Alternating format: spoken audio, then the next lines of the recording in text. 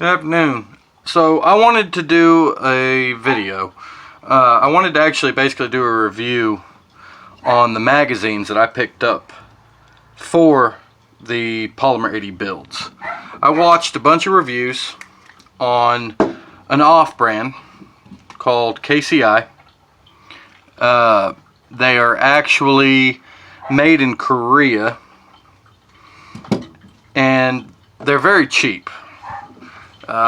I actually picked these up for around $8 a magazine, I believe it was. Picked up 7 of them. So it's not like I just bought 1 or 2 to test them. I have 7 of them. Alright. And I have been shooting them. I will have a video coming on the actual build reviews. But this one, I figured would be a quick video. I have been like I said, all the reviews I watched on these, the reviews were great. Oh, these things are excellent magazines. They work great. They're a fraction of the price. That has not been true. Well, I mean, the price was definitely spot on, but the quality is lacking, to say the least. The biggest issue I've had with them is, well, I have rounds just falling out of them. The spring in all of them is jacked up. It gets locked down, and then I just have rounds falling out, just like that.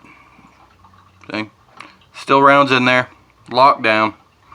I was hoping that after putting some rounds through them, they would loosen up, start working properly. That has not been the case. Sometimes I can take out a couple extra rounds and the magazine will go back to proper operation. Other times I have to completely offload the entire magazine in order to get it back functioning correctly again. I mean, that's a major issue. As far as I'm concerned, these magazines are junk. I actually looked into just replacing the springs, but it was going to run me an additional $7 to $8 per spring to replace them. So basically, I mean, I'm going to keep shooting them occasionally, but I certainly wouldn't, as of this moment, I wouldn't trust these for carrying purposes for sure. Like I said, I'll occasionally shoot them just to see if they start functioning correctly. But as of right now, I think these magazines are complete junk, and I don't think anyone should be buying them. Certainly not carrying them. But in their place, I did order, well, I've got 4 right now, I've got a couple more on the way, of the P-Mags, which I will now be testing out. I don't have any actual factory 17 mags. These were the first 17s that I actually acquired, or in this case built. I own Glock 21s, Glock 36s, basically all of Glock's 45 cal. I do like Glock. I do own other brands. In particular, I love SIG, with the exception of the P320. That is junk. Which is sad, since now the Army has gone to using it. But I ended up, like I said, I was trying to, when I ordered both of these pistols, I was trying to find an affordable avenue to go in order to get enough magazines for both of them, and it failed miserably so far. Like I said, hopefully the P-Mags, which do run a little bit higher than the KCIs. I believe the P-Mags I picked up for about $13 versus the $8 for the KCIs. Hopefully operationally they'll work better.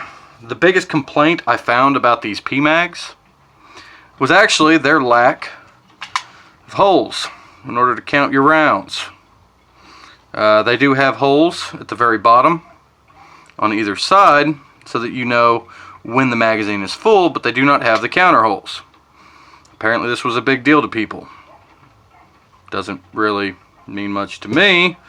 I was taught and trained to count as I'm loading the magazine.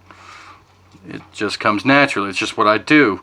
At the same time, I don't know if they're aware, but once you're done loading the magazine, you can't exactly see the holes on the KCIs or the Glock factory mags anyways. So if that's all you're doing is using them to keep track as you're loading, start counting.